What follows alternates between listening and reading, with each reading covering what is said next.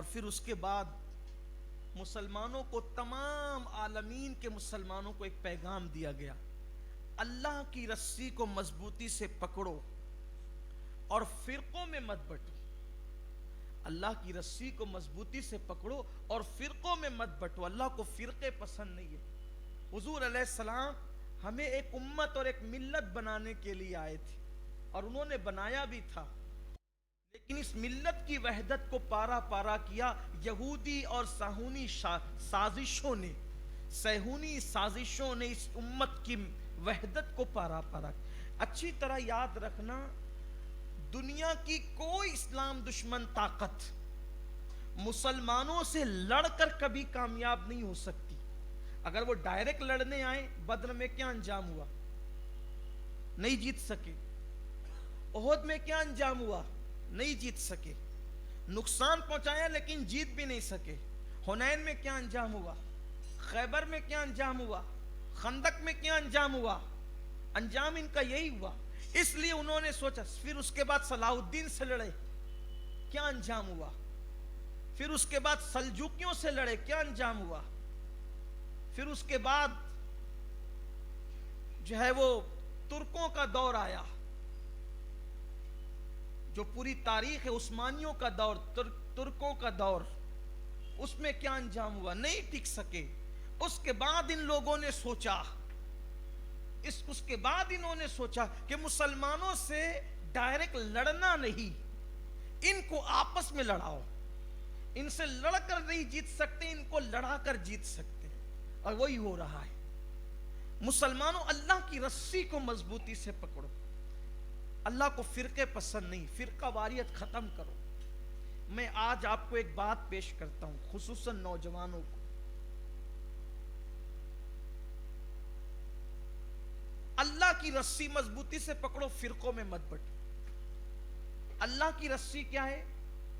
اس پر مختلف اقوال ہے۔ ایک قول تو یہ کہ قرآن اللہ کی رسی، ایک قول یہ مصطفیٰ جان رحمت اللہ کی رسی، ایک قول یہ کہ اہل بیت اللہ کی رسی ہے۔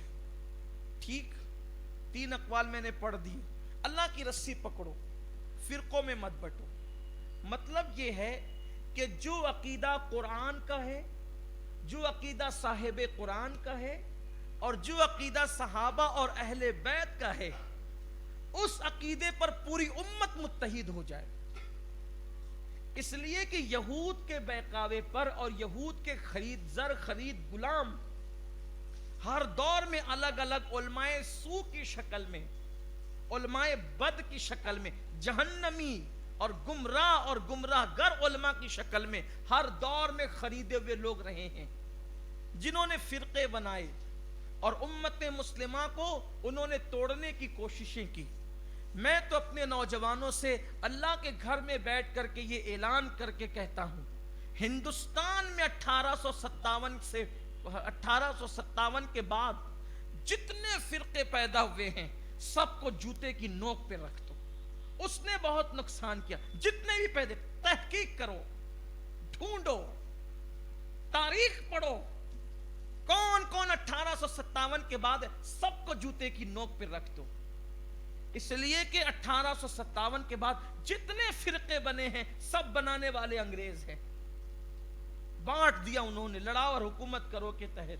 مت مانو ان کی بات، اسی کی بات مانو جو صفا کے چبوترے سے سلسلہ چلا آ رہا ہے۔ کڑیاں جڑی ہوئی ہے، کڑیاں ملی ہوئی ہے، اور اسی عقیدے پر ساری امت متحد ہو۔ پوری قوم کو دعوت دو کہ اسی عقیدے پر متحد ہو جاؤ جو عقیدہ صحابہ اور اہل بیت کا عقیدہ ہے۔ وہ عشق کی بولیاں، وہ محبت کی بولیاں، وہ پیار کی بولیاں، کیا بولیاں تھی، کیا بولیاں بدل گئی۔ امت لڑنے لگی آپس میں۔ حضور اکرم صلی اللہ علیہ وآلہ وسلم مرکز ہیں، محور ہیں، مرکزی عقیدت ہیں۔ سب کچھ حضور علیہ السلام اللہ کے بعد، حضور علیہ السلام کی ذات ہی نقطہ اتحاد ہے، کیونکہ قرآن کہتا ہے اللہ کی رسی کو مضبوطی سے پکڑو، تو حضور علیہ السلام کا دامن پکڑ کر سب متحد ہو جائیں۔ لیکن حضور علیہ السلام کو مناظرے کا عنوان بنایا، حضور علیہ الصلوۃ والتسلیم کو معاذ اللہ متنازع کرنے کی کوشش کی، ان کی سیرت کو متنازع کرنے کی کوشش کی۔ دیکھو کیا بولی تھی صحابہ کی، کاش کہ ہم صحابہ کی بولی بولتے. ایک دن کسی نے فاروق اعظم سے پوچھا امیر المومنین آپ اللہ سے زیادہ محبت کرتے ہیں یا رسول اللہ سے زیادہ محبت کرتے ہیں؟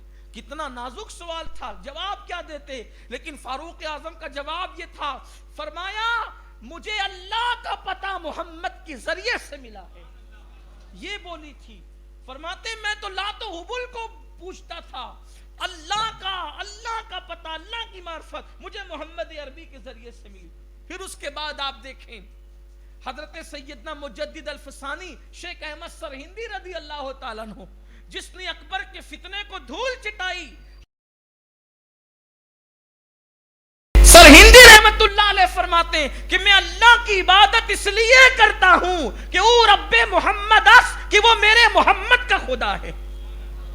میں اللہ کی عبادت اس لیے کرتا ہوں کہ وہ میرے محمد کا خدا. یہ ان کے عقائد تھے، اولیاء اللہ کے عقائد یہ تھے. اس عقیدے کی طرف آنا ہوگا. اللہ کی ذات سب سے بڑی ہے، لیکن ہم نے رسول اللہ کے ذریعے سے اللہ کی معرفت حاصل کی ہے. یہ کیا باتیں ہوئی کہ حضور علیہ الصلوۃ والتسلیم پہ اعتراضات کیوں کرتے ہیں لوگ؟ ایسا نہیں ہونا چاہیے. نوجوانوں آؤ اپنی پوری قوم کو، اس لیے کہ امت میں وحدت کی بہت ضرورت ہے، امت میں اتحاد اور اتفاق کی ضرورت ہے. امت کو فرقوں کی ضرورت نہیں ہے. فرقوں پہ لات مارو، لعنت کرو فرقہ واریت پر. امت کو متحد. میں تو یہ کہتا ہوں کہ پہلے جو ہو چکا سو ہو چکا. اب قوم کے حالات اور قوم کے معاملات اور قوم کے مسائل نوجوانوں کو سنبھالنا ہے. قوم کی قیادت نوجوانوں کو کرنا ہے. اس لیے پہلوں کو بے وقوف بنایا گیا.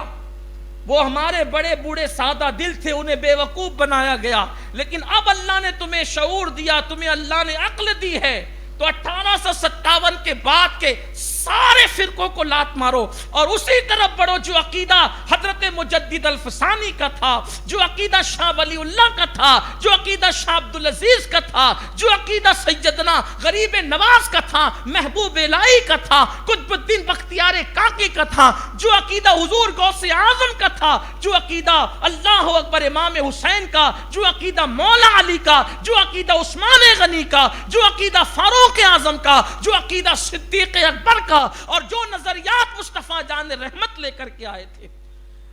اور اس کو 14ویں صدی کے مجدد نے پھر اس شان سے پیش کیا، انہیں جانا، انہیں مانا، نہ رکھا غیر سے کام، للہ الحمد میں دنیا سے مسلمان گیا.